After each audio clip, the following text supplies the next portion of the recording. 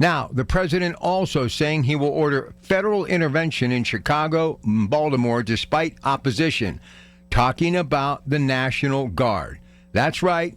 He is saying it's going to happen, but I'm not going to tell you when. And for all of the pushback that this guy continues to get about the National Guard, look at the numbers in the killing field that is the nation's capital. One murder since he enacted this. And I have talked to people, including a truck driver who gave me a report firsthand on my show last night, returning to D.C. as he does every week for the first time since the National Guard and the boots on the ground. He said he actually fell asleep, took a nap in his cab after his job was done, and left the windows rolled down slightly, something he has never done in all the years that he's been going to Washington, because of just the presence giving him a sense of relief and peace of mind and the ability to unwind after a hard day's work, not fearing for his property and, more importantly, his life. I have said for the longest time, if you want to show the criminal element that we are still in charge, you have to show that criminal element that we have the resources to defend our community.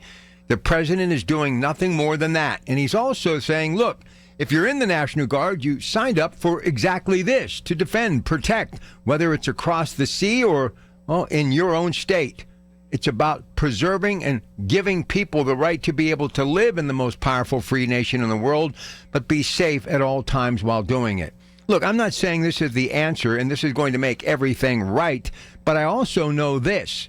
It's going to make a lot of us have an opportunity to go places on, all hours of the day and night that maybe at one time were such a big part of our life that we just missed it for the recent years because of the fear factor of what could happen if we went back to turn back the hands of time and didn't have the protection that we once had. Well, the president is enabling people to feel protected again because he's taking the men and women of the National Guard who are serving their country, doing exactly what they knew they were going to do when they signed up for the National Guard.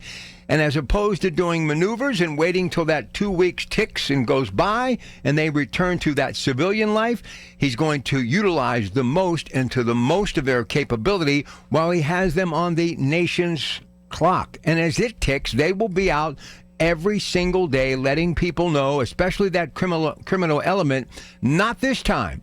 Because there's a new sheriff in town with a different idea.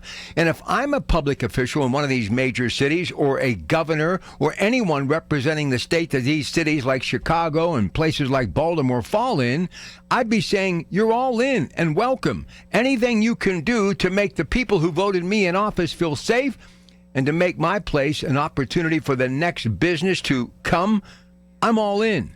I think the president is just trying to do that. Make people feel safe and give these cities an opportunity to say, hey, we're open for business.